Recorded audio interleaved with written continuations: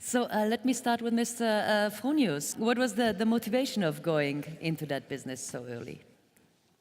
Thank you to be here, and it is a pleasure to bring some words to our ideas which we had many years before. But as you have seen before, Fronius is also engaged in welding. And there we deliver equipment for welding pipelines for oil and gas. And one detail, I don't know if you know that there are around 3.5 million pipelines installed all over the world. And we do this job of delivering these advices since 40 years. And everybody who is in this business knows exactly that this kind of business is ending in the end of this century. And when we speak with these friends, they have no strategy how to go further on. But we thought about new dimensions.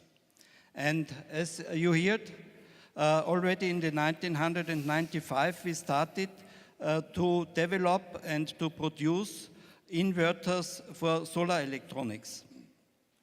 And till now, we have delivered amounts which is the equivalent of 6 reactors. And for our view, it is no needed to build any longer nuclear power stations. I'm personally engaged in the security of new power stations, and what I read there and what I see there is for me no future. But after some time of installments of these rectifiers, we recognized to build a system to store electric energy. And we did the decision to make it with hydrogen. But in this time in Austria, Upper Austria, there was nobody who could help us. There was no university who could help us. There were no specialists.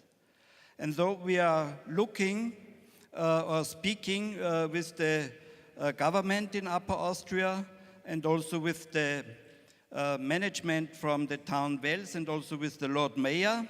And together we decided to look for a professor worldwide who is able to start a study on the university in Wels. And this Dr.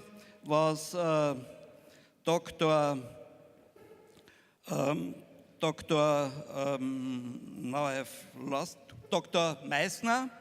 And from this time on, after 4 years, we get out the first students. And now you have heard also 40 of them are working to bring this project to an end, and so that we can start to deliver. And yesterday, I met also Mr. Schwarzenegger, and I explained him this system. And he said, "Oh, wow, this is now the weapon I can fight against my enemies. Not only in the United States, also worldwide." And I said, yes, you can, let's do it.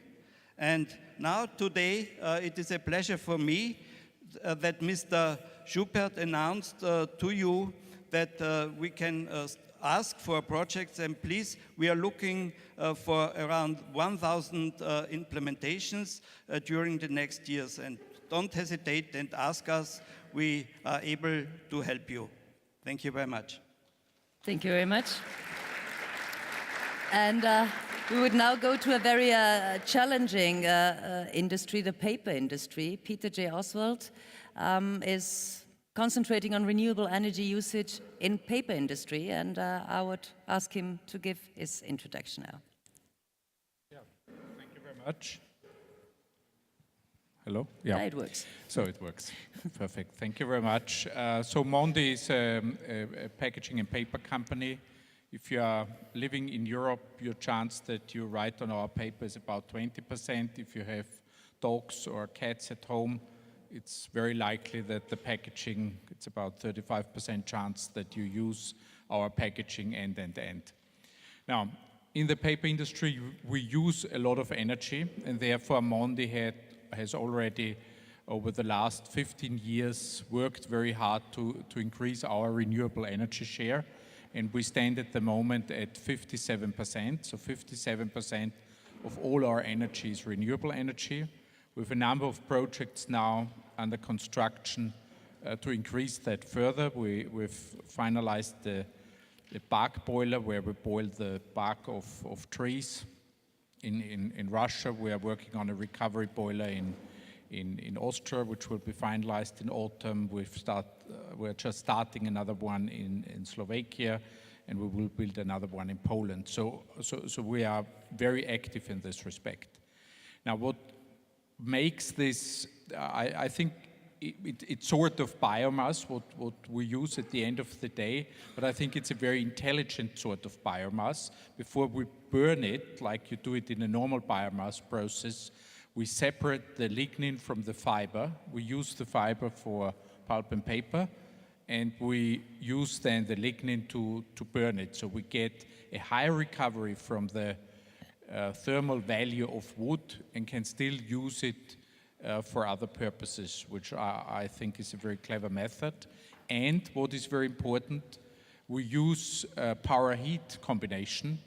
So our efficiencies are well above 70%, whereas normally in many other biomass systems where you can't use the heat in this way, you are between 25 and 40%. Now, the very bad thing is and it's fortunately only in Austria, so it doesn't affect us in many other countries, but I don't know, maybe because Austrians don't like industry or for whatever reasons, there is an explicit sentence in the law which says all bioenergy is bioenergy except if it's used in the paper industry. So What is that? That's our Ökostromgesetz. Okay, so have you got an explanation for it? Or? No, the explanation, I think, was that overall they wanted to have the subsidies, they didn't want the subsidies to get too high, so they thought instead of cutting it for everyone by 10%, let's pick out a small industry which doesn't have the lobby and take it away from it at all. So it's like everyone gets a free lunch except the ones with red hair and so or something like that. So that's very unfortunate in Austria that we are discriminated, but it is a very efficient method. Yeah, that's all from my side. So we're investing in it, and we strongly believe in sustainability and in renewable energy. Thank you. Okay. But the question is the era of fossil fuels really ending? And I would, at this point, hand to Günther Dörflinger. I think you have a very specific opinion on that. Are fossil fuels really running out? I have to add, you are an expert partner for complex plant engineering. And I think your opinion is, well, a bit different than we might expect. I hope that you think the same thing I think, but I'm not sure. We discussed a little bit before. Thank you for being here. Just a few words about Christoph Group. Christoph Group is a family-owned company in Austria, founded 1966 as a one-man show. Senior Christoph founded it there, and today we have about 2,700 employees. We are working between, I would say, the two worlds. The one world is the traditional industrial world, and the other world is the world of renewable energy. We are exporting about 80%, and we are doing our business worldwide. As I said before, we are doing our business in two worlds, in the traditional and in the renewable. In the traditional world, we are doing turnkey solutions, we are doing apparatus constructions and industrial services for the oil and gas business, for the chemical industry. And in the renewable, I will show you one part of our research and development products. The founder of this and the key man of this sitting in the fourth or fifth row is Mr. Franz Kramer. He's doing a job since many years, and I will introduce you just a few words about this thing. One thing I want to say today is I'm happy to be here because I think this conference is a good base for, I think, a new discussion between renewables and fossil and traditional energy. I think the discussion today is a little bit like a Taliban discussion. You have the good on one side, the bad on the other side, and it doesn't work in this way. You don't have the really only good and the only bad on the other side. It's a mix-up, it's mixing between. And let me do an example. Nobody seriously would say that it makes sense to replace natural gas in the aluminium industry and to make aluminium out of wood chips. It wouldn't make sense. But it also don't make sense that you build hundreds of kilometers of gas pipelines out in the rural areas to heat water, to boil up water, and to heat water for heating homes in between of woods outside. It makes no sense. It also makes no sense that you cut trees in Canada or in Brazil, put trees on ships, go with the ship to England or go with the ship to Sweden and to burn it there for heating. It makes no sense. And I think that that's the main issue we have to discuss. We need proper energy for special needs and not to fight a war.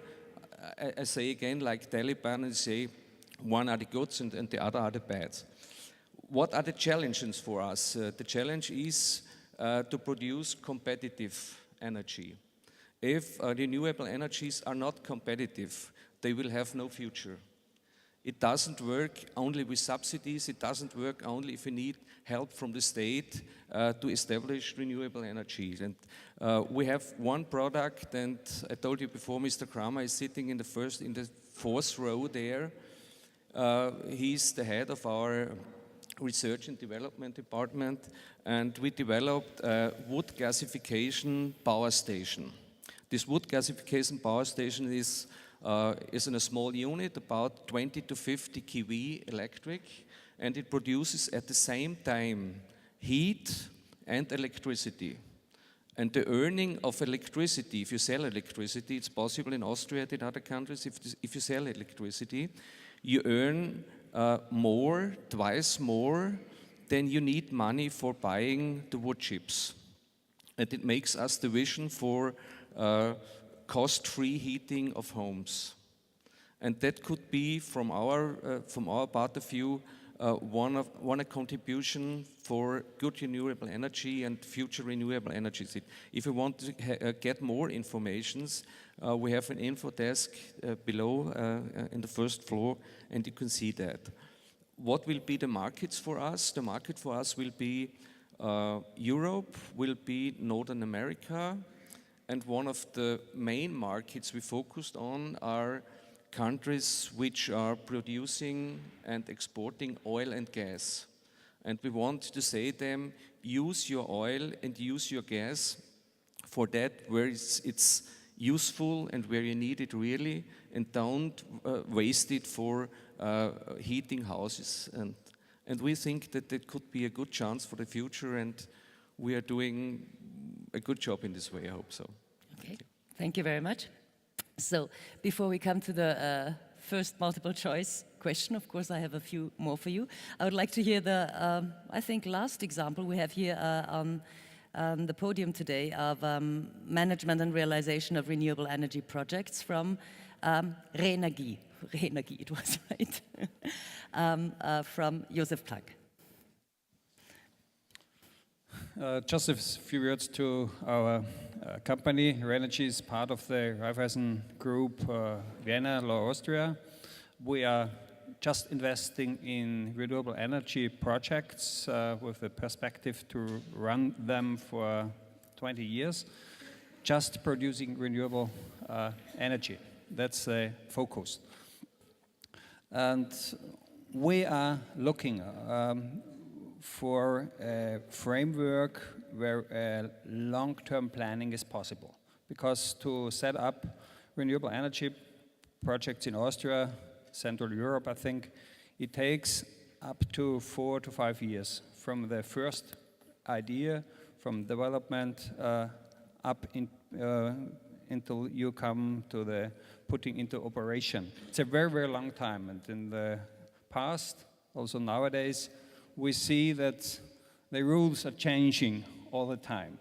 I think it's not always a very good situation for investors on the professional level, but on the other side, there are a lot of uncertainties also on the private level, because we are now at the point to invest, to set up technologies. There are a lot of technologies in the renewable energy sector as well as the energy efficiency sector, and you need both to come to a change in the energy system, in the future energy system.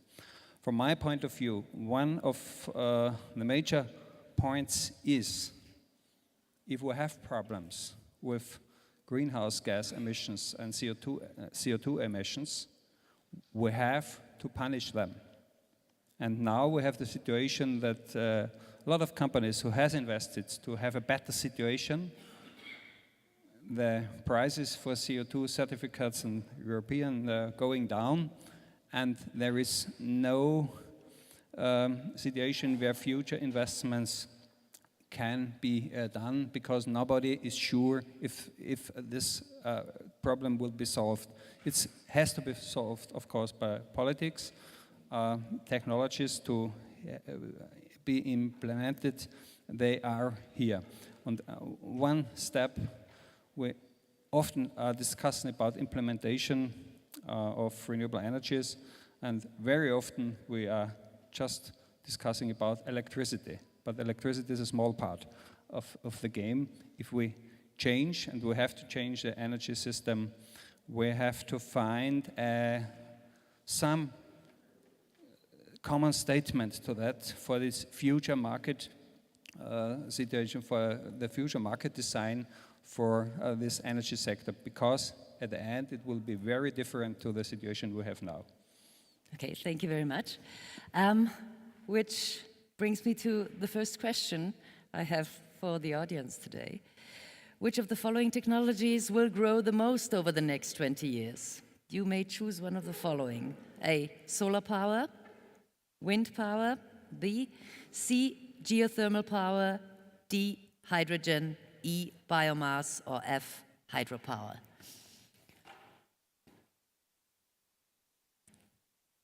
I'm really curious.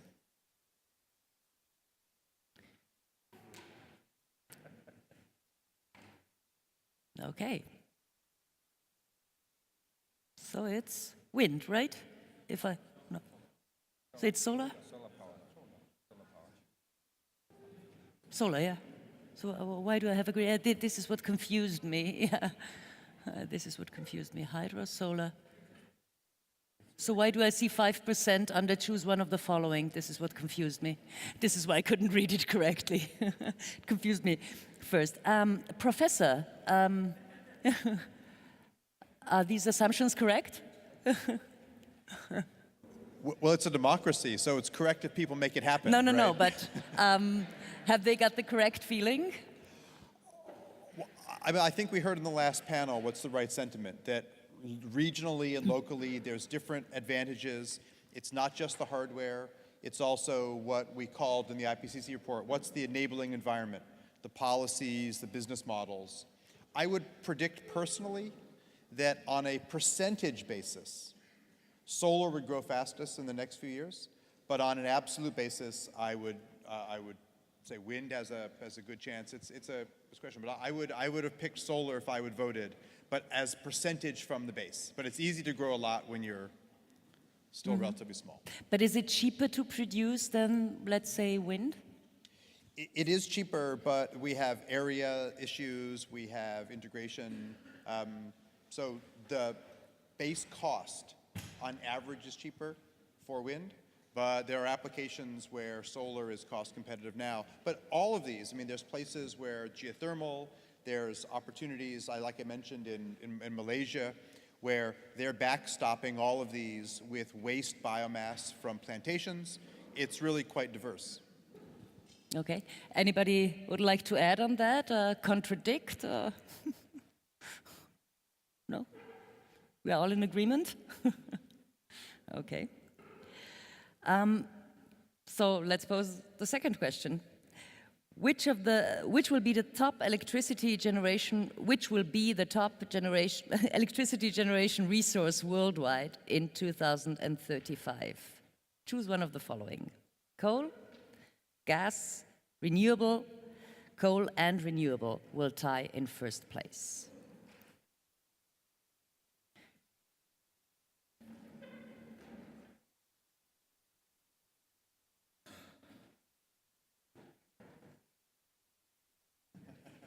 So, are we laughing about that, or are we happy about that? Craig Perkins, for example?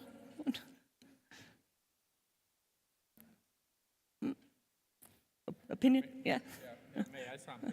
I hope this is right. Yeah. I'm just not sure because in China, every week 2 coal power stations open. In India, it's 1.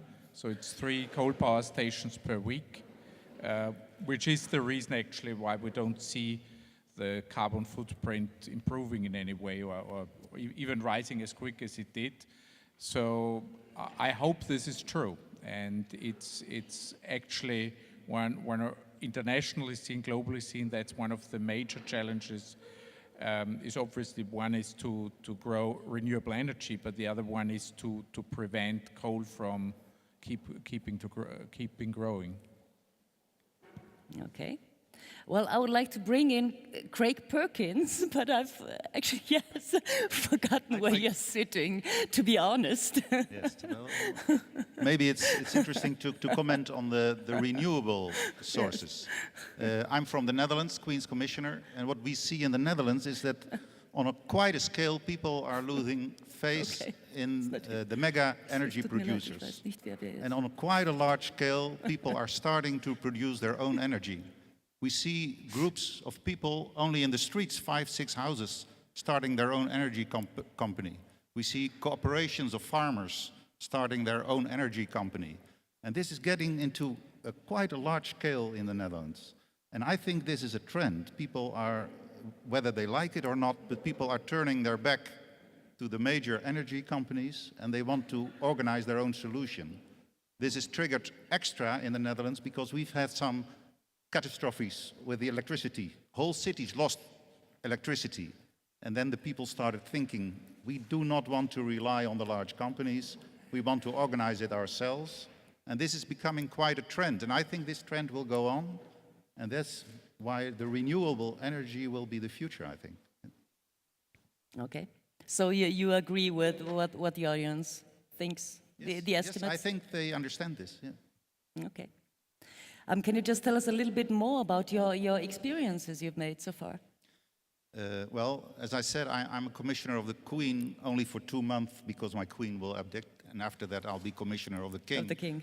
But it's a Dutch word for governor.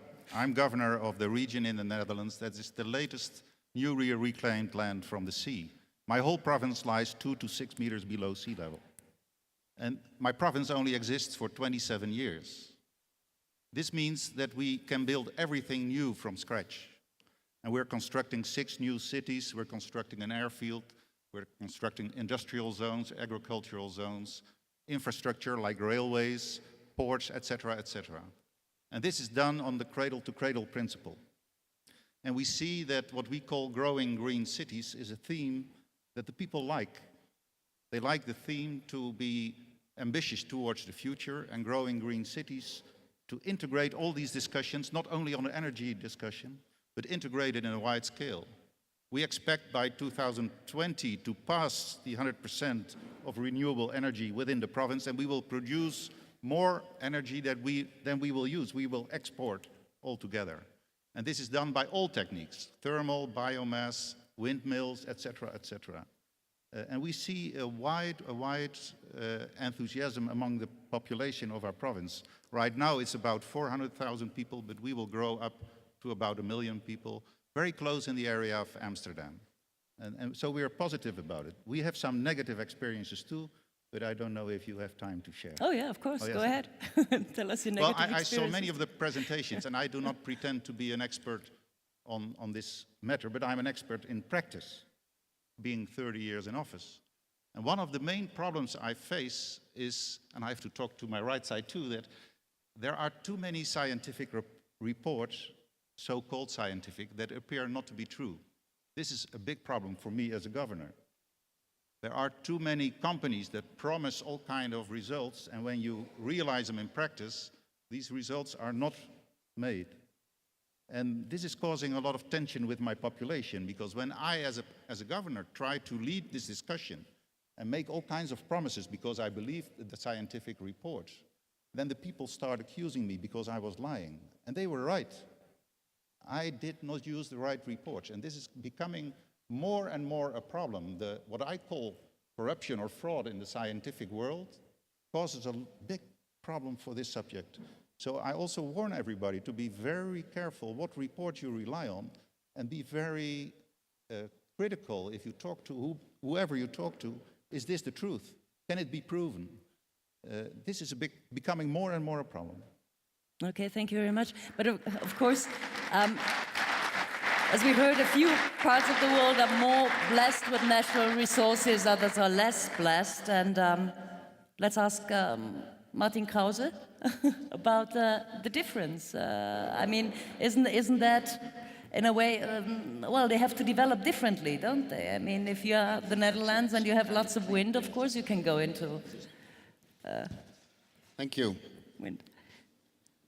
UNDP is working in developing countries, and we have currently more than 100 renewable energy projects and programs that we are supporting. And we have taken on a difficult task, which is to promote renewables in the developing world. For more than 20 years, we have been doing this, and I would like to share some of the observations with the panel and with the audience. The first one is, what we have learned is that charity is not a good business model. Giving away 20,000 solar lanterns to the poor in an off-grid rural area is not a good business model. Why? Because we are not creating sustainable markets. What is a good business model is to create sustainable markets. And that means we need to work with the private sector, we need to work with the public sector to create the conditions to put in place laws, regulations, policies, enabling conditions to promote a market for renewable energy technologies. That is the first one, and very important. The second lesson that we have learned working on promoting and scaling up renewables in developing countries is that we need to listen to the people. We can't leave it to the engineers and the technicians to come up with prefabricated solutions. We need to listen to the people, and I will give you one example. In Laos, there was a program in an off-grid rural area to replace kerosene lamps with solar lamps. A beautiful idea. So the first phase of this project was to come in with a solar lamp and actually sell it in the villages. It's good, no? Because creating markets, as I said, is a good idea. Now what happened is that the price of one of those solar lamps was approximately $35 and it turned out that this was too high. People could not afford it. So the project switched and started renting out solar lamps. And suddenly there was an offtake in the market. There was a run to get a solar lamp and to rent it for 24 hours. You know, it was a very, very small amount of money that people had to pay for renting a solar lamp. But then it was discovered that the design of the solar lamp was actually not meeting the needs of the people. They hadn't listened to the people. Because what the people wanted is a strap on that lamp, so that they can carry it in the night on their arm and hold something else in their hands. Very, very simple. So it was redesigned, and in addition they put in a little charger for the mobile phones into the solar lamp. And then it really took off. So my second point is listening to the people in terms of tailoring the technology solutions is very, very important. And my third point, if I may, promoting and scaling up renewables in developing countries is not something that international organizations can do.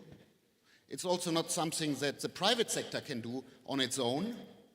It's not something that the public sector, the Ministry of Energy, for example, can do. All these partners, they have to work together, because each of these partners has a different role to play. The government has an important role to play in setting the scene in terms of laws, regulations. Fossil fuel subsidies, for example, is a great obstacle in many countries. Feed-in tariffs is a good solution in many circumstances. So government has to do that. But we have seen many examples where the government then went actually into the procurement of windmills, procuring solar home systems, and that is not a good idea, because manufacturing, distribution of actual products needs to be done by the private sector, not by the government. And international organizations have a role to play to help to build capacity, to train. And the civil society has a very important role to raise awareness. So for each of those, there is an important role, and everybody needs to do what they can do best. Thank you. Okay, thank you so much. I would have another, one more question for whoever wants to answer. Where do you think we will see the biggest changes in the next 20 years? In the way we live, in the way we move, in the way we produce our products? Where will we see the biggest change, do you think? Whoever wants to answer. Yeah, go ahead. What I believe is we see changes in the business models. Because for quite a while we saw business models on a large scale. I have the experience that we see the discussion, if I look to the farmers in my province, we're discussing nowadays, we call it harvesting the wind. And harvesting the wind appears to be very profitable. A good farmer with a medium-sized mill can earn 5,000 euros a month on his windmill in the Netherlands. And we see on quite a large scale, because all these farmers are not dumb, and they hear from their neighbor, and they see his business plan, and they want to build a mill also, and the next one wants to build also. And we have more farmers in my province building windmills to harvest the wind. It's only part of their total business. And it's not the large-scale companies that impress the people, but these farmers impress the people. I have another example. I have a farmer in my province. He has 200 milk cows. 200, it's not a large farm. And these cows, as you can imagine, produce milk, but they also produce manure. And he built a biogas installation, and he heats a large part of the city that's close by. And this farmer, in his business model, earns 70% of his profit comes from the manure of the cows, and only 30% comes from the milk.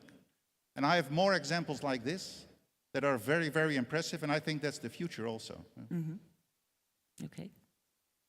I mean, if I could just add one feature, all of these examples, I think, highlight the evolution, not just in distributed business models, which are very important, and understanding that, for example, we heard earlier, most people, their second largest purchase is their car, and they drive it for an hour a day. That's an underutilized asset. If you're also arbitraging power back and forth, that adds to the value of that. If you have a roof, and you can do solar or a small wind turbine, you increase the value. All of these things are the exciting opportunity here. But even though a carbon price alone will not solve all of our problems, we simply are kidding ourselves if we don't say one of the tools to make all of these more exciting is to get a price on these other features. And it's not just carbon.